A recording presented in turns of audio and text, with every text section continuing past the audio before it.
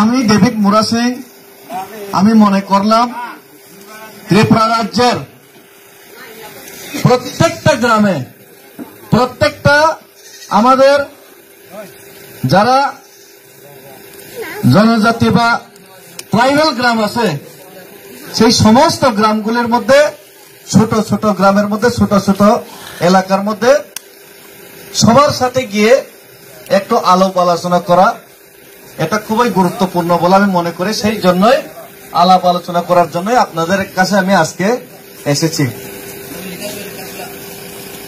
তো আজকে যে কথাগুলি আপনাদের সাথে আমি আমার যে মত প্রকাশ করতে চাই, আমার যে মত বিনিময় করতে চাই, সেই কথাগুলি মত বিনিময় করার জন্য এসেছি। আমি গত 18-19 বছর ধরে আমাদের ত্রিপুরা রাজ্যের ট্রাইবেলের সমস্যা সমাধানের জন্য, নিরসনের জন্য পৃথক রাজ্যের দাবিতে যে আন্দোলন, সেই আন্দোলনের সাথে আমি জড়িত। এবং এই সাথে আমি সেই 2014 সালে গ্রামে গ্রামে 63 দিন পায়ে আমি হেঁটে বিভিন্ন গ্রামে, ত্রিপুরা রাজ্যের বিভিন্ন গ্রামে গিয়ে জনসাধারণের সাথে আমি মত বিনিময় এবং কথাবার্তা বলেছি। এবং এরপরে কিছুদিন আগে, 1-2 মাস আগে, আমি আগরতলা থেকে দিল্লিতে পায়ে হেঁটেও দিল্লিতে কেন্দ্র সরকারকে আমাদের ত্রিপুরা রাজ্যের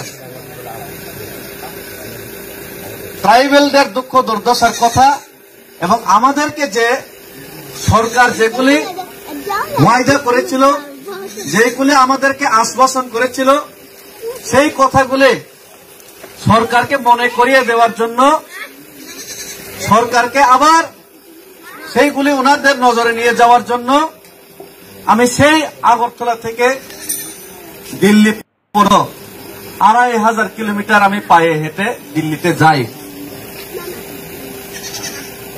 অনেক পাহাড় পর্বত চড়াই উতরাই, বৃষ্টি বাদল ঝড় তুফান পেরিয়ে আমি দিল্লিতে যখন যাই, আমি দেখলাম আমাদের পাহাড়ের, আমাদের ত্রিপুরাসারা আমাকে ভাত খাওয়িয়েছে, আমার সাথে পেদল চলেছে, আমাকে হেল্প করেছে।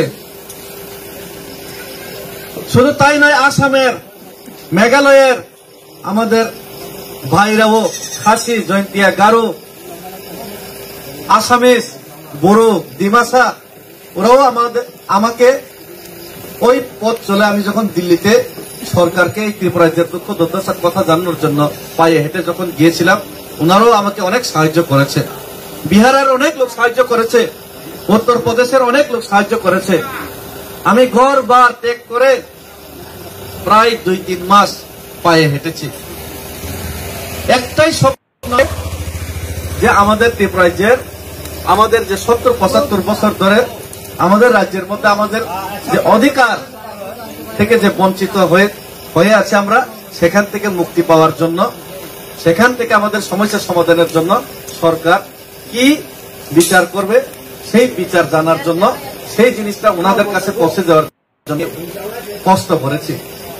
তো আমি এখানেও আজকে বলতে চাই, অনেক নেতা হয়তো বা এখানে গ্রামে গ্রামে এত ঘুরতে, এত পরিশ্রম করতে চাই না, কিন্তু আমি সিদ্ধান্ত নিয়েছি ত্রিপুরা রাজ্যের প্রত্যেক গ্রামে গ্রামে, যে গ্রামে আমার কথা শুনতে ভালো পায়, যে গ্রামে আমার কথা শুনতে ভালো পাই না, বুঝেও না, জানেও না, সব গ্রামের মধ্যেই আমি গিয়ে অন্তত পক্ষে সবার সাথে আমি কথা বলার জন্য আমি নিজের বাড়ি ঘর ত্যাগ করে প্রত্যেক দিন আমি ঘোরাঘুরি করছি।